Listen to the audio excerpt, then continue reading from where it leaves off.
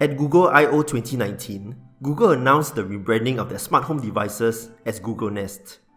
In future, new products may be part of the Nest family. As such, the current Google Home Hub is also rebranded as a Google Nest Hub. There is also the bigger Google Nest Hub Max, but it's not available in Singapore. The Google Nest Hub is essentially a Google Mini or Google Home, but with a display. All share a common feature, which is having Google Assistant as the main core. Setting up is pretty simple. You will need to download the Google Home app from the Play Store.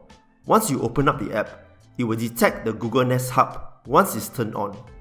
Follow the steps and it will be ready in about 5 minutes.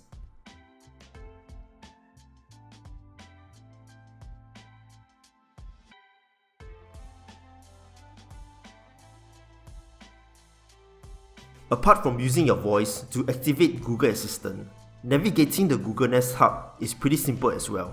Swiping down shows all your Google Home devices. You can access like the brightness, volume, do not disturb, alarms and system settings by swiping upwards. You can adjust the volume with the physical buttons at the side or using your voice. Swiping right goes to the home screen where you can see information like news, activities, and YouTube recommendations.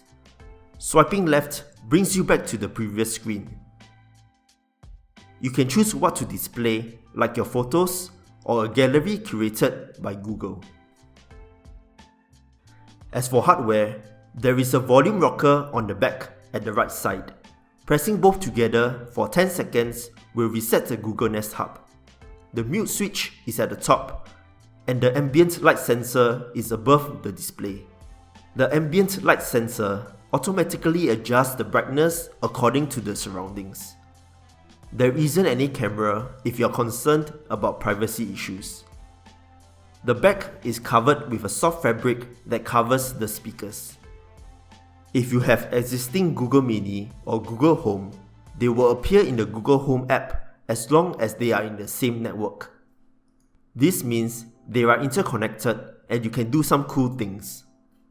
You can broadcast the message to all devices and people can reply to your message. As of now, you can't broadcast to a specific device, and the reply message will only play on the source device. For music, you can group speakers together and you can play music to a group of speakers or individually. It supports some streaming services like Spotify and Google Play Music. The footprint of the Google Nest Hub is pretty small, can be easily placed on a side table or countertop. It has a 7-inch display with the speakers at the back.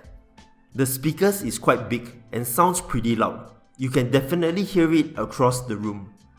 The sound quality is actually pretty good, but the bass is clearly lacking even adjusting the settings. Sometimes, having an actual display has its benefits depending on the use case. For example, getting information on your next commute, I can easily check for traffic jams, or looking at your next appointment on Google Calendar, or checking a recipe from the internet.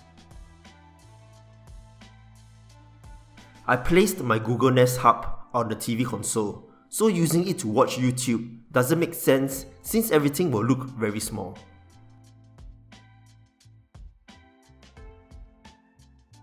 The Google Assistant works exactly like how you would on a mobile phone. You can ask for places to eat, get directions, and send them to your phone before you leave. Use your voice to set calendar events and sync it with the calendar app on the phone. The Google Nest Hub will also show all your events on the home screen. Routines are steps that the Google Assistant will do with a single command. There are ready-made ones, or you can customize with a different voice command. For those who have kids at home, you can set up filters so you can limit explicit music or PG videos. You can also restrict to only allow actions that are family friendly, and also block making calls. Talking about family, you can add each member to the Google Home app and it will show personal results. You can also train voice matching, so it will recognize and show the relevant results as well. If you prefer not to show at all, you can turn it off for individual devices. To stop the Google Nest Hub from responding to commands when going to sleep, you can use the Downtime feature. Once the feature is in play, only alarms and timers will work. Both downtime and filter settings can be customized to individual home devices. You can also make voice calls with Google Duo, provided the other party is also using it. Apart from controlling all your Google Home devices, you can integrate with more than 200 million smart devices from over 3,500 brands, just like this Xiaomi camera and vacuum cleaner. You can add devices through the Google Home app, and all the smart devices will appear once successful. I can now start cleaning using my voice or view live stream of the security camera.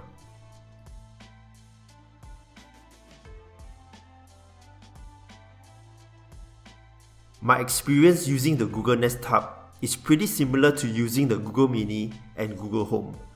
But with the added display, it's much easier to view the information directly. One of the selling points is the seamless integration with smart devices from other brands. And it's now simpler to turn your home into a smart home. I also experienced some lags here and there, but I think it can be solved in future updates. There are also some things I couldn't figure out. Routines are not supported even though it's shown in the app. Let's go to work. The commute to work routine isn't available on this device, but it's available on phones that have the Google Assistant. I also can't get commute cut to show on the home screen. And also, I don't see any cut customization settings. It would be nice to let me choose what cuts to show on the home screen. I believe the Google Nest Hub will improve over time, and overall, it has been a pleasant experience for me. If you are looking to improve your home into a smart one, it's definitely worth checking out the Google Nest Hub family. That's it for this video. I hope you enjoyed it, and if you did, feel free to leave a like and subscribe to see more of such content. Thanks for watching and see you guys in the next one.